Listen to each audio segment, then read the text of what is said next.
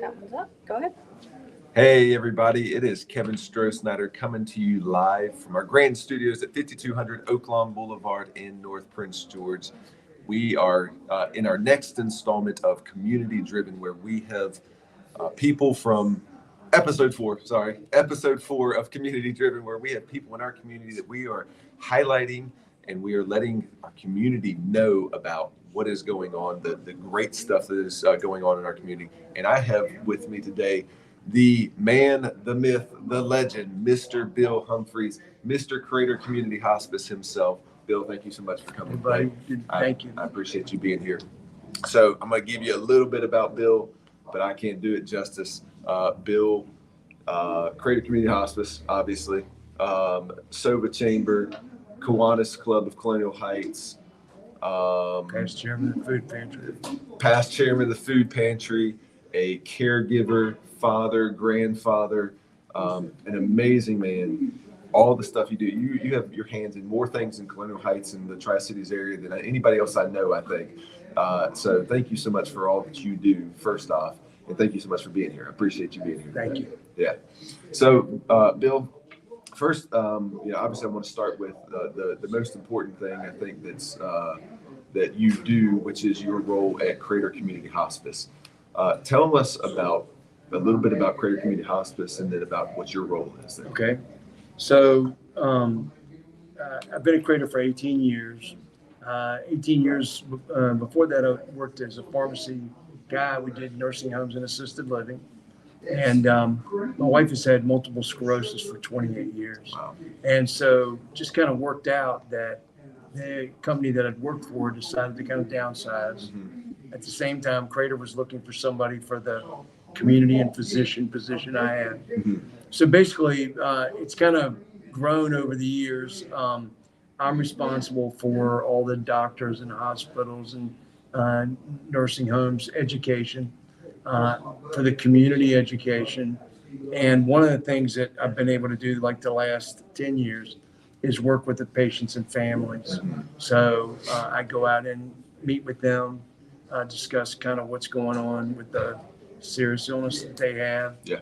And see how we can either help them with hospice or with resources. Because a lot of times we're getting people that are early and we can help them early. Well, and to that point, Bill, I have called you multiple times over the years about the resources. You talked about the resources multiple times of, hey, Bill, I've got this person I know of that has this and this and this going on. Can you help me out and give them a resource? And you say, give them my number.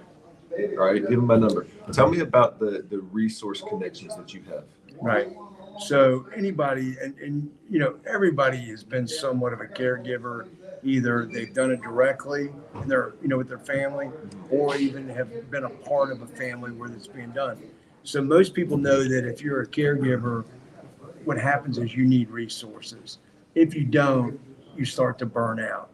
And so, what Crater has allowed me to do, because that we're community owned, we're nonprofit. So our board tells me not just go out and talk about hospice, go out and help people. So when you call me, it's not a matter of going out and talk to them about hospice. Mm-hmm. It's to find out what's going on and then find a resource that they can help them with. Most of the time we're looking at, Kevin, like things like helping with somebody in the home. That's initial. Initially the spouse, it's getting to be too much. And so we'll get calls from the adult children or from somebody in the community on how we can help. Now, I know a little bit about hospice, and I know when people hear that word, they think end of life. That's not always the case, correct? I have learned that from you over the years. So tell us a little bit more about what is hospice other than we understand last days. Other than last days, what is hospice? A good example is when we went through the pandemic. Mm-hmm. That March, my phone blew up. You say, why? So if you were in the hospital, you were going to have to be in a covered, plastic and all that. People didn't want that for their family. If you were in a facility at that time, you had to stay in your room. Mm-hmm. And people were calling me and they were saying, Bill, how can we take care of our mom at home? Well, most people can't afford to have 24-hour care. Yeah.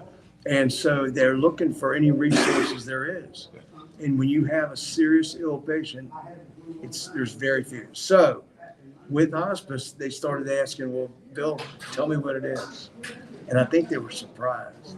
I mean, Kevin, basically, it's a team of people that come to the home, nurse, aide, a 24-hour nurse that can come on call, okay? So for example, I had a friend that, we have his mother right now. He said, Bill, I had to call you guys twice, 2 days in a row at 3:00 in the morning. He said, I couldn't believe how the nurse came in, was so professional. And what we do that kind of allows for that, and again, this is our board and Zach, our CEO, they work a week, they're off a week, and they get paid for 2 weeks. Oh, wow. So that way, because you can just imagine Yeah. at night when you're coming in, you gotta be really on top of it. Yeah, that's amazing. Now tell me about the board, because so most hospices are privately owned businesses, correct? Yes. Crater Community Hospice is different. Tell us about the difference between Right. So we're getting ready to celebrate 30 years next year. Uh-huh. Wow. And the initial talk is maybe to do something over at the Tractor Museum. Oh, wow. I hope I'm not going to get in trouble putting out two. But anyway, we won't tell anybody, Bill. No. So we're celebrating 30 years. What happened was there was somebody that needed to come out of University of Virginia down to Hopewell. And at that time, there were only 2 hospices in the area. They didn't go below Chester. So the volunteers of John Randolph back then and Southside Regional together put together Crater Community Hospice. Wow. And it is, so tell us about it, like how's it run? I know you have a, Right. Zach is the So director. volunteer board, Volunteer all right? board. And we have just had some incredible board members over the years. Uh-huh. Our first building was right over here at the shopping center. That's where we started. Really? Yeah, a lot of people remember us when we were over off 95 next to the swimming pool. Okay. And we had just grown to the size where we needed a bigger place. And the gentleman that owned the furniture store in Petersburg was a supporter. And, we own that building. So thanks to the community, we're one of the few nonprofits that own their own building. That's awesome. Now tell me a little bit more about you. And at one point, and I know with life is busy and lots of things. You already mentioned that you are a caregiver for your wife. Tell me, you have a lot of times been involved in doing classes and seminars outside of work and things to help support caregivers, because you can speak from experience of what you've done. Tell me about what's going on. Do you have any of those things going on? Yeah. Right now? So I do a talk, and I do a couple of them, but one is, I call it how to avoid a caregiver crisis. And I just got through doing one last week at a church in Chester. And, what I try to do is a couple things. One, get them to know me so that, when they need a resource, they can call me. The second one is, if they can walk away with one idea, it's, going to help them. I mean, one of the things that most people don't understand, it's hard to get caregiver training because they're busy. Yeah. And so sometimes, they're going to church, they have enough time to maybe go to Sunday school. A lot of times I'll go and I'll speak with the Sunday schools. So I'm glad I can do anywhere from 20 minutes with your civic group. And believe it or not, in 20 minutes, they can get to know me. Or I can do a half hour, or believe it or not, a minister in Petersburg had me do the 11 o'clock service. Oh, wow. Oh, man. Wow. Blew me away. That's neat. That's really, really neat. Speaking of civic groups, you are highly involved in a particular civic group, the Cologne Heights Kiwanis. Tell us about that. What's going on with that, and what's your involvement there? Yeah, so I'm going on year 15. Wow. Last year I was blessed to be the president. you know, there have been some incredible presidents and leaders that are Colonial Heights Kiwanis. Yeah. So people always say, what, especially younger folks, what is Kiwanis? Yeah. It's all about kids. Okay. And if you just remember that, it's whatever we can do for kids in our area. So most people, we touch them at all kinds of different places. One is in schools. We go and we read at the schools, in the elementary schools. Then we have the Terrific Kid program. And that's really where I first became aware of Kiwanis. Taylor got it one time. Okay. Melanie framed the certificate. I mean, it just was a big deal. Oh, wow. And so we go, and a lot of times it's not the kid that is academically maybe doing the best. The teacher picks somebody that just needs a little bit more. And it's so cool, Kevin, to see them, their face light up, you know. We also have the Key Club, and that's for the high school kids. What is that? So, sure. So they start to learn leadership, okay, and also giving back. So they'll do projects like coat drive, or they've done that, and food pantry and other things. So that is another place where we are in the schools. And y'all do some scholarships? Yep. In that? Yeah. Yep. So we provide 7 scholarships. Wow. Yep. And that comes from the shrimp feast. Thank you guys for being a part of that, and being a longtime partner with us on that. The other things that we do is the food pantry. We're involved with them. What's cool about our members is it's not just the projects we do. We go and get involved in other community projects. So you probably know about, what Kat and her group are doing with Alibis. Yeah, absolutely. Right. And so Michael Van Wyck and Tricia Balmer, they're in our club. They immediately got involved in it, and so that's what we're real excited about is our members are not just doing the things that we do. Yeah. They're out helping other community projects. That's awesome. That's awesome. And you mentioned the food pantry. You mentioned your time in the past with the food pantry. Tell us about that. So Charlie Towns, again, this is a thing of, we were members, and one day at a meeting, Charlie goes, I want you to go with me to a food pantry meeting. Okay. So that led to being on the board, which led to being chairman. And I did it for 3 years. And it was probably the coolest thing I've ever done. Because when you see people that are in a spot and they need a little help, and the food pantry's there, and really, it's very cool. Do you know about how many people the Colonial Heights Food Pantry helps every Oh month? my gosh, since COVID, I will tell you this, when I was there, it was growing to the point, Kevin, of I was unsure if we would be able to continue to serve as many as we were. Really?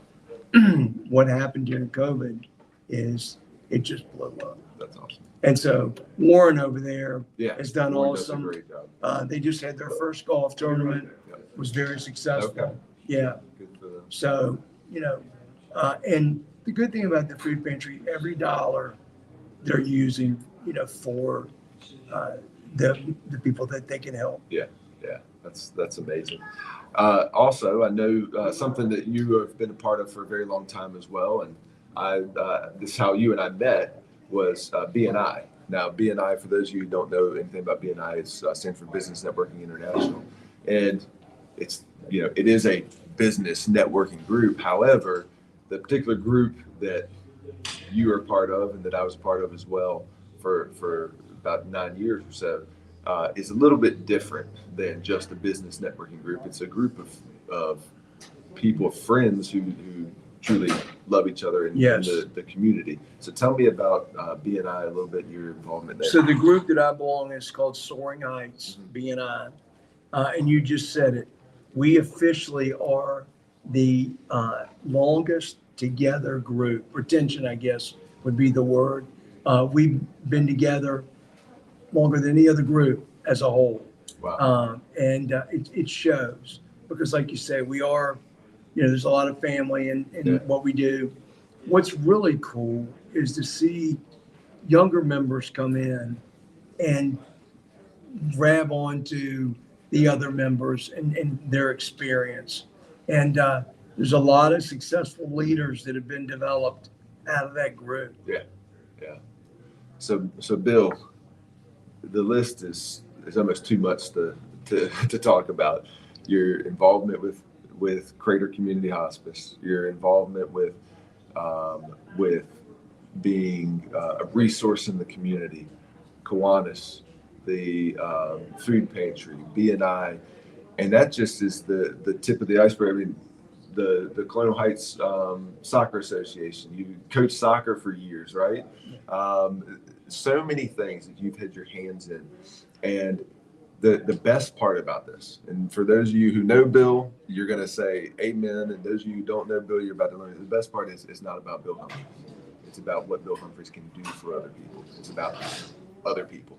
And so thank you for that, for being a model example of a citizen in our communities. You're a great man. I appreciate that very much. So we're going to wrap this up real quick. I've got a few questions for you real quick. Question number one.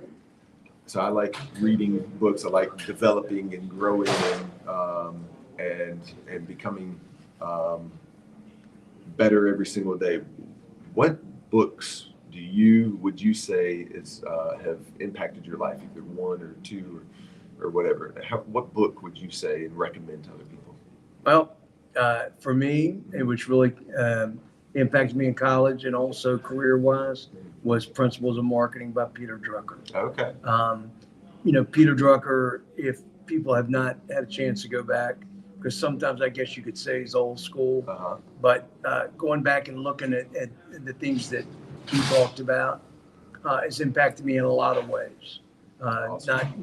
Not just from a marketing standpoint, but also really through life. That's awesome. If you had the opportunity, all right, the whole world's paying attention to you, and you had a minute to give them a piece of advice. If you had a minute for the whole world to listen to Bill Humphreys, what would you tell them? Go find somebody and help them today. That's simple, huh? I mean, we all, talk about having a bad day and things aren't going real well. Mm-hmm. But the advice that was given to me years ago was go find somebody and help them. That's amazing. It's so simple, but so profound. Right. Just go find All of a somebody. sudden, your day's not so bad. That's awesome. I love it, Bill. Last question. Probably the most important question. What's your favorite car?